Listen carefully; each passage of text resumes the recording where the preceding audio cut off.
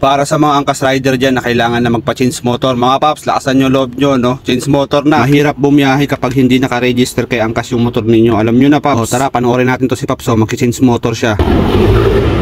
Mga paps, pakinggan nyo yung tunog ng makina ni paps. Grabe, wild na wild. Sa tingin ko dito, naka-port gear to siya eh.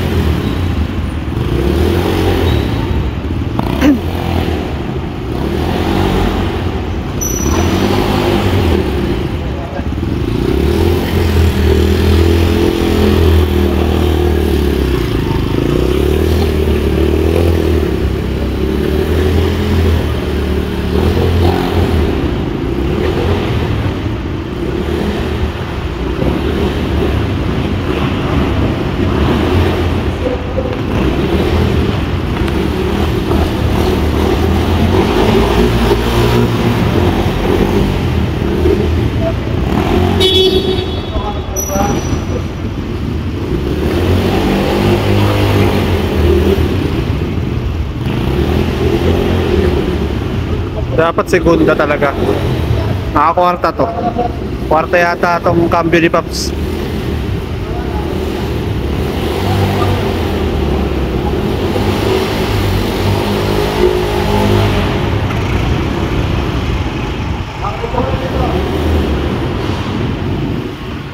So ito yung first try ni Paps, no? Retake siya rito. Ito naman yung second try niya. Tara, panoorin natin. Second try, second try.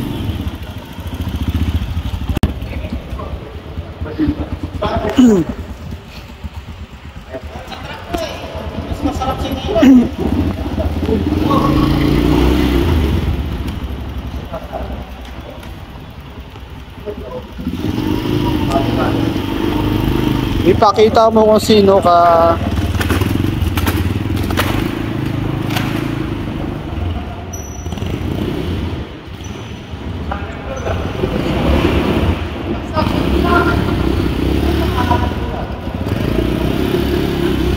Kung sa first try ni Paps kanina medyo wild yung makina niya, so dito naman mga Paps, no, okay na yung makina niya rito. Hindi na ganun kaingay. Sa tingin ko yung cambio niya kanina nasa port gear yon. Kaya kayo mga Paps, kung sakali ang motor ninyo pag nag-apply kayo is manual, eh ang gagamitin yung gear, first gear o kaya second gear lang mga Paps, nyo na ibabad. Huwag na kayo magpalit-palit, okay na yun. Change motor ka rin? Change motor ka? Wala ko ID. Ah, ID. Walang ID ko. Kano bayad? Wala. Padaan na rin ako dito eh.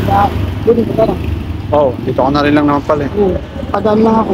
Kaya pa ko tondo eh. Ako ang pasero, papunta tayo ka FedEx. Doon lang oh. Agad ko ng Robinson. Tumadito na rin ako rito.